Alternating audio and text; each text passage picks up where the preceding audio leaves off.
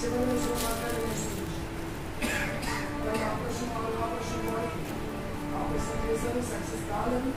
ప్రభు ఆశ్రయ సమర్పడం, స్వరం వినడం, అలాగే వ్యాపారాలు విడిచిపెట్టి రావడం, దేవుని పరిచర్యకు సమర్పించుకోవడం, ఈరోజు మొత్తం అన్ని రకాలుగా మార్చేస్తారు.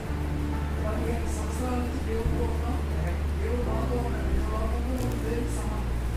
నిత్యము ప్రార్థన అయితే సహవాసం ఇది కలిగి ఉండాలి. ప్రతి ఒక్కరు కూడా నిత్యము ప్రార్థన సహవాసం అయితే కలిగి ఉంటేనే కానీ ఆ పరలోక రాజ్యానికి ఎవరు వెళ్ళరు. సరే, మరి కలిసి ఉన్నాం కదా, ఎందుకు శ్రమలు అంటారా? శ్రమల ద్వారానే పరలోకం వెళ్ళాలి. శ్రమలు లేకపోతే అనుభవాలు రావు, శ్రమలు లేకపోతే నీకు ఓర్పు రాదు, శ్రమలు లేకపోతే నిలబడడానికి అవకాశం ఉండదు. అందుకని ఏదో ఒక శ్రమ ఖచ్చితంగా వస్తుంది. శ్రమ లేని జీవితం, విలువలేని జీవితం ఆ మాటలో చెప్పాలంటే మేమున్న ఎన్నో ఆత్మకి ఈ శరీరాన్ని చాలా ఇబ్బందులకి గురయ్యాం.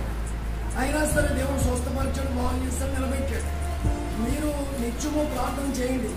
మీరు ఇంట్లోంచి బయటకు వచ్చేటప్పుడు ఉదయకాలమే లేచినప్పుడు మోకాళ్ళ మీద పడి, ప్రభు ఈ దినాన్ని ఇచ్చావు, ఈ రోజుని ఇచ్చావు, ఈ సమయాన్ని ఇచ్చావు ప్రభు అని కాస్త ప్రార్థన చేసుకుని ఈ రోజంతా కాపాడున్నాయని చెప్పి బయటకు వస్తే ఆ రోజంతా ఇంత భద్రత ఉంటుంది. మనం అలా చేయమే, ఎక్కడమే పనులు నష్టం అవన్నీ. కాపాడేవాడు ఉన్నాడు కదా, కాపాడేవాడు మనప్పుడు నిద్రపోవడం. మరి ఏం చేస్తాం? ఈ ప్రార్థనలు ఏం చేద్దాం? నేను కాపాడేవాడు మనప్పుడు నిద్రపోవడం. మరి ఎందుకు ఇదంతా? మనం చేసే ప్రాబ్లమ్స్ మాత్రం, తిరుగుడు మాత్రం, ఇష్టాసరమైన జీవితం మాత్రం, అబద్ధాలు మాత్రం, మాయలు మాత్రం, మోసాలు మాత్రం. మరి ఇవన్నీ చేసిన దానికి మీదకి రావడమే ఇదంతా. అవన్నీ కూడా విడిచిపెట్టండి. శివకాలంలో ఉన్నాం, జస్ట్ అయిపోయింది జీవితం. 30 నుంచి 40, 50, 60, 70 ఎంత లాస్ట్ అయినా అంటున్నాడు. దుష్టుడు దుష్టత్వంలో ఉండి మరణించడం నాకు ఇష్టం కాదు. ఆ దుష్టుడు దుష్టత్వంలో నుంచి మండుకుని నా దగ్గరికి రావడమే నాకు ఇష్టం అన్నాడు.